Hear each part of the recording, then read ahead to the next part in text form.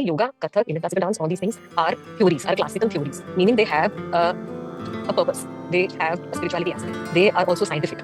They have divisions. They have understanding of the body. They have understanding of the breath in both the parallels.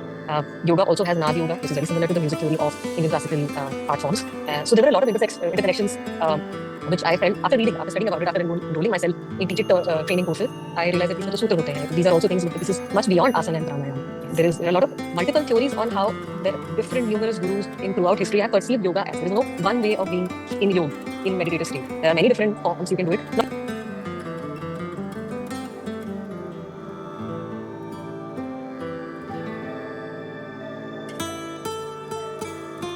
Namaste everyone and welcome to another episode of New Era Bonds. So in today's episode, creativity, mindfulness and inner healing will come together. And today we have a celebration in our episode as we are celebrating International Yoga Day.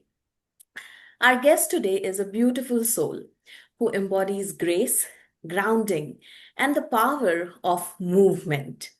Please welcome Babusha Jain, a dancer, a Kathak practitioner, a yoga practitioner and instructor, a soulful storyteller through theaters. She's a theater coach and artist. So welcome Babusha to New Era Bonds. Namaste everyone. Hi Kriti. Thank you so much for having me here. It's a great feeling to be here on International Yoga Day. Thank you So, so much. So, Babusha, if we just right. begin with your story, so can you just tell viewers a little bit about yourself? And then I would like you to highlight that how dance and yoga came into your life. All right. So how I came into it is entirely different from what I am today. I did not, I mean, having passed out school, I did not start off as a dancer. I got into academics. I started studying for chartered accountancy. Worked in taxation, audit, finance for quite many years. And then eventually I realized that always wanted to be on stage. I always want to be around things, events, performances, and, artists. This is something which I always liked doing. This was like inherent for me. Mhm. But I had already reached a certain age. So I didn't want to like take money from home. So, but I also knew that my body needs that kind of dance training. I knew that I needed to get retrained in all the dance form I like or that there are there at my disposal. At that time, I was luckily in Bombay. So I was like, this is the best place to be. This is just like, let's just get into this. But I also had to join another job to support my training. Eventually, after many years, I had some savings. Money is important. I had some savings, and COVID had struck. So I felt like, okay, I don't have to pay rent. I'm just gonna go home and I'll start my online classes. I took it in that way. I mean, there was no other way to take it. Mhm. So since COVID, I have been only teaching or performing or be in the arts and the entertainment industry and the fitness industry also. And it was during the COVID that I realized that I already knew asana and pranayam. I knew what was it, but I never paid much attention to it, to be honest. I was exercising, I was doing my dance exercises and ballet exercises because those were the classes that I had joined after leaving my CA. So during COVID, it was the state was not a healthy state of mind. It there was just like absolute mess in the head, and that was the time a lot of yoga institutes started running their online courses, short time courses for breathing and anxiety and depression or sleep disorder, or just just trying to have meditation courses. So I joined one, and in those 4 days, this was an art of living 4 day breathing exercise in the morning. That was something I immediately joined after hitting COVID because I knew ये तो जरूरत पड़ेगी. And those 4 days quite changed a bit for me uh, because I started getting into the knowledge of that. Okay, सिर्फ breathing नहीं होती है, उसके साथ counts. You have to put it on in counts. You have to have a meaning behind it. you have to have a thorough process of how to inhale and how to exhale and where to take your breath and how to, exhale it out. You just can't do it. Breathing is the most common thing in the world. Like it's there, but if you do really breathe correctly, is always going to be a question. Because if you really put your head into it and just only focus on your breathing, you'll realize that every breath is different from the other. No two breath will be similar in the beginning, hopefully. Mhm. But if you really concentrate on it and put it in, let's say, time frames, or how you react, how your body reacts to the breath, unless and until your chest is fully heavy, don't you are not completely inhaled. So that's something you can think. Count you either you put it in counts or you put it in beats. People who use music. I feel music is a, although there are many different views on yoga, if music can or cannot be used. But I feel like being a dancer, it helps me. It helps me come in rhythm, tal, lay, tempo. So uh, that is that is how it helped me, I would say. And that's how my yoga dance journey started intersecting with each other. Luckily for me, I mean, I used all of that time to um, get fully into this. And then Mhm. when COVID ended, I moved back to Bombay. So that's how it has been since then. I've also managed to finish my master's in performing arts from Nalanda Nrityakala Mahavidyalaya, Mumbai University. Wow. So yeah, this is a specialization in Kathak. Now that we're talking on International Yoga Day, my topic for thesis was exploring yoga asana and how it can enhance a journey of a Kathak dancer. Oh, wow. So Yeah. apt for today. Like, Yeah. oh, So nice. this is the topic of my thesis. I'm still uh, exploring more on it. I'm conducting workshops and actually putting my thesis into action. Mm-hmm. And yeah, I recently conducted a body conditioning workshop for Kathak dancers with my Guru's Institute. So yeah, it was kind of coming to life, sort of a thing. So yeah, that's how my journey has been. No, Yeah. lovely. So it was very nice listening to your journey. And Babusha, like when I was listening to your journey, I had like few bits where I was very curious. So the first thing is like, okay, you were all into playing with numbers, accounts, taxations. And what was a moment? Was it an incident or it was a feeling? Or what was that that you felt that yes, you were deeply called by either dance or yoga? With respect to dance, I always loved dancing. It was Bollywood, weddings, or small community events or school functions. Bollywood was something which always was there, which helped me. I would say my favorite form of dancing is still Bollywood. Even though I'm a professional Kathak dancer, Mm-hmm. um, it's I would say I still love Bollywood. It's two of my favorites. One is Bollywood. Mm-hmm. So, having said that, the moment I knew that dancing is something I want to do was when I used to study and I would put on music. And then my mind would just go to the music and not the words written over there. Okay. It would always be I used to do this. I used to find layers in music. So that was the time I knew why am I even doing this? This is where my head is, and I feel like it's something which is really fulfilling me. Really liked That's how the you music one. described that you were actually finding layers of music. And when we talk Mm. about dance, it's like more of a listening exercise as well. Like we have to listen to the music, whatever style, and then only you can do the correct justice, like when you are dancing. Yes. So yes, that's Yeah. very important. I want like all viewers Yeah. who want their kids to be a good dancer or who want themselves to be a great performer, like you have to listen and try finding layers like Babusha do. We have talked so much about like how as a practice you are evolving with it, you are exploring with it.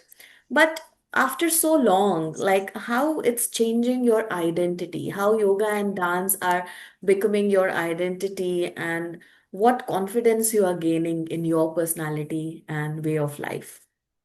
Definitely calmer. I've become much calmer in life. I've become humble in life. I think teaching also did that.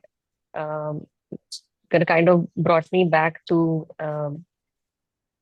think, think before you talk, that kind of state. Mhm. Because when you are young, you don't do that much. I personally feel every dancer is a genre. Mhm. Every dancer is a gharana. Yes. Every dancer, every movement is a gharana in itself. Mhm. My this heart can be very different from yours, very, Yours. very different. And nothing is right, nothing is wrong. Everything is Mhm. good for you. There is no Yes. universal right or wrong. That is a theory which changed me as a person because I started reading this theory called Anekantvad, which I believe, which I took from Jain texts while I was reading about how, because I found traces of yoga in Jainism also. So Mhm. I wanted to see what kind of spiritual theories are there. So this theory basically tells you that there is no one truth, um, and you can never know all the truths. Can you recall any incident or any of your performance where you were performing, you were doing dance, but you actually reached into any yogic state, or where you felt that, oh, there's no audience, no time, it's just me dancing, and it's a kind of a meditative state? Have you experienced some time while performing in front of an audience? I did, and I always think about that performance once in a while. So this was not too many years ago. I think 3 4 years ago, 3 years ago. Sorry, 2 years ago. This was 2 years ago for my guru's institute for an annual day, and me and a bunch of my Bahinis, we performed Draupadi Chirarai, Okay. and I was given Duryodhan's role, Okay. and Good. I was like, okay, and I picked it. I kind of said my guru was assigning roles, and she's like Duryodhan. I was like, she's like, yes, go Yes, for it. go for it. So Duryodhan, and I actually did it on stage. On the stage, I felt I really, it just kept on getting higher and higher. The cruel state of mind, even the revengeful state of mind, Mhm. which Duryodhan has, the insecure state of mind which he had, and eventually becoming that ultimate tyrant and getting his revenge and getting his, what do you call it? What he thought was right. He thought it was completely right to disrobe Mhm. Draupadi. On that, in that final penultimate state when like he wins Draupadi. That is the time like I had to like we were sitting down, and in that pose we were sitting down, and in that space like I had to just like start laughing. So that was the stage from there till the end. I felt like, yeah, this is who I am. Today, this woman, I'm going to insult her. This is my only agenda. I don't care who's sitting. Who's This is sitting? what I had started believing in at least those 7 8 minutes. But coming off the stage and sitting down was a time when I felt like, okay, that's not me. That was just a state. That was not me. And I felt really good about it. I actually felt really good about the fact that uh, that could happen to me. So, Babusha, this International Yoga Day, what would you say to people who are feeling hesitant or even intimidated to start yoga? Like, Just do it once. Just pick the nearest class or a yoga teacher or or International Yoga Day, you will find a lot of community events happening all around you. Mhm. Register for one, go and just attend. Even if you don't want to do anything, just go, stand there, attend, see how, and observe. Just do that. Mhm. That's all you have to do. You don't have to do actually go there and do something. Eventually, what will you will start feeling like doing something because you will see a lot of people and see them yourself in them. You Mhm. might think, yeah, I might also be doing a movement like this. Okay, this person also looks a bit awkward doing it. I might look also a bit awkward doing it. Okay. Okay, this person's doing really good. Fine. This his head's going there, arms going there. So you might also, definitely feel that, but you will find maximum number of people who are not able to be perfect in their movement or their pose, in their breath. But so that you will find it very humbling and encouraging at the same time if you just go and watch. I Oh. would suggest. Mhm. So Yeah. you're a beginner. What do you think, according to you or your suggestion, like this much hours we should invest in a week, which is minimum? Um, in a week, Yeah, for beginners. I would answer it in, I would not answer in hours wise. Mm-hmm. Do it every day. Do Do it it every every day day. for 15 minutes, 20 minutes. Tomorrow you do for 1 hour. Again, Okay. you do it for another 10 minutes. But Mm-hmm. just first build the habit of doing it every day. Every day. Okay. That is the discipline first you need to inculcate. Yoga is discipline. So Mm-hmm. if even if you are a beginner, even if you are someone new, Mm-hmm. telling your brain every day to put a mat and sit down is the only thing you need to do. Just Okay. sit down and breathe and move your shoulder, head, fine. That's okay. But Yes. just the building the habit of doing it Mm-hmm. is enough. And if you're too hesitant to go somewhere and do it with people, just put on a YouTube video. That's fine. Put on a YouTube video of a person. You'll find millions and millions, literally millions of Yes. Mm-hmm. yoga beginner videos which are there out there. So just sit there by yourself and just put on a mat and just sit. That's also yoga. Mm-hmm. That's also meditation. That's also doing nothing is the biggest thing you can do. You can do. So that is that's what I would suggest. Yeah. Lovely. So what's your favorite yoga pose? My favorite yoga pose is Shirshasana. See, Currently, Shirshasana. okay. So people who have never done it or never tried to do it, they feel that it's really tough. So what's your thought about it? Is it really tough? Like how you feel about it? It's it is tough because let's face it, it is tough. It's scary. Mm-hmm. It is very scary to even if you get it or even if you learn how to be stable on your head for 3 seconds. Even if your feet doesn't go up, it's scary. So that's why I feel it is tough. When people say it's not tough, it Mm-hmm. just needs practice. Yes, it needs practice. But body is different from head, from my thoughts. Mm-hmm. My fears guide my movement. Movement. My Yes. emotions guide my movement. So first I need to get that out of my head that I won't fall or I won't break my hip, or even if I'm doing a split, it won't hurt my pelvis. That that thought, you have to let go of it, but that thought is what they say. The thought goes away with practice. Once your body starts coming into a state of mind that it is not feeling pain, will take time. Because what is happening is you're telling your brain to not feel pain. Okay, this pain I'm feeling. Okay, today I can feel only this much pain. Tomorrow I'll feel a little bit more. Okay, I can feel this much more pain. That's fine. If I'm doing a split, let's say, flexibility is something which gives you the most pain. Um, so that suppose you're doing flexible poses and trying to improve on it, the pain is the only thing you need to tell your brain, okay, I'm not feeling pain. Just breathe. I'm not feeling pain. Okay, today this is the pain I can handle. I am not going to push myself. Yeah, with full devotion and calmness, I am just going to be in a sukhasana. Even when you are in a split pose, you are in sukhasana. Stay any kind of pose you are feeling bliss is sukhasana, even if you are not being perfect at it.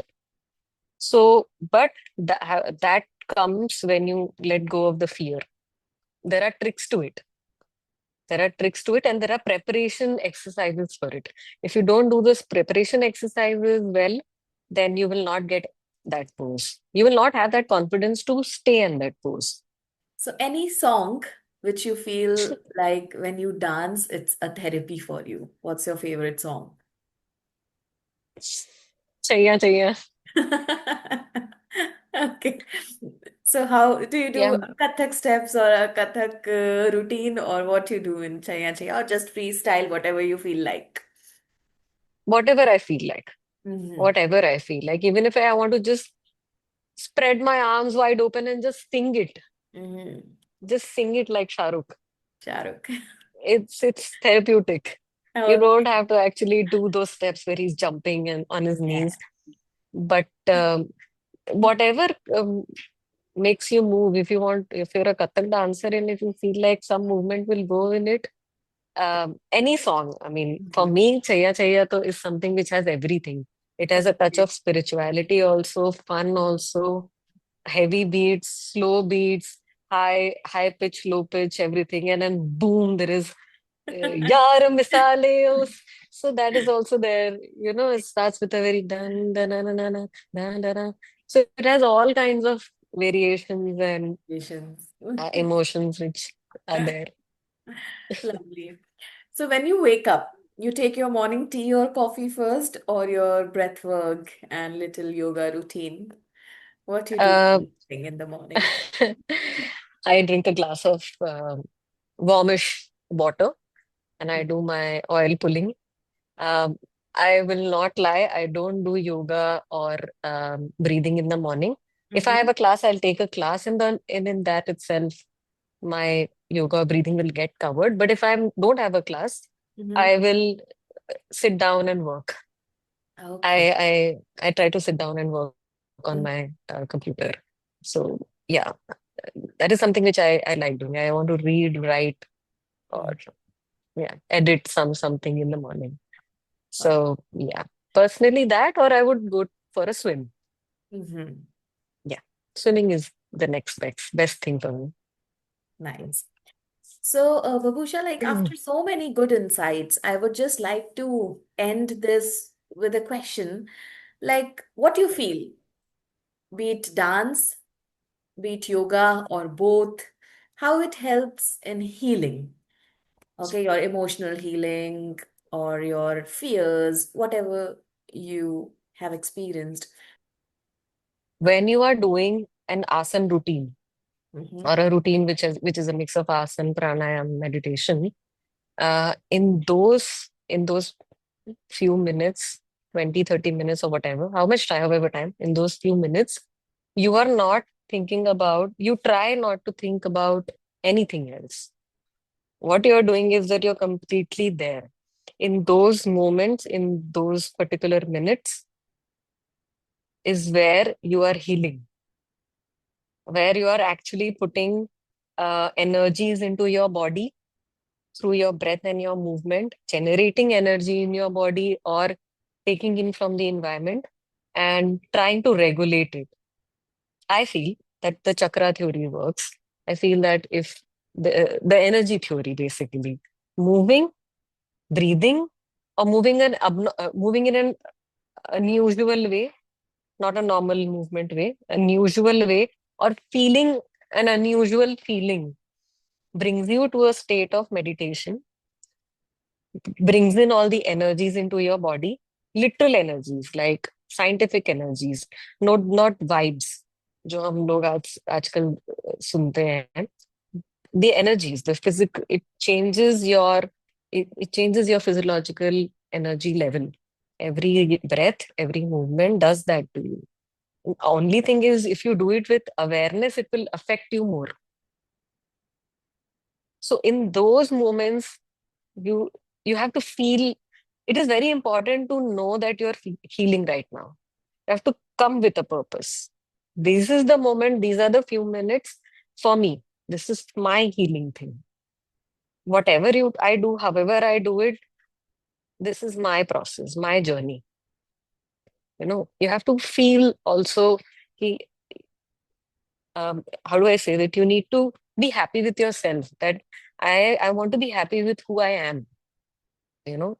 Then only you will do that particular routine, asana, dance, whatever you're doing, and it will bring only those good energies which you need for you to heal. So So, any that's other something. message, any ending thought you want to convey, which we have not covered in the questions, and like you want to say something or send a message to all the viewers on this International Yoga Day? I would like to say that yoga is not one thing. Yoga is not just asana and pranayam, and yoga is not just in the books.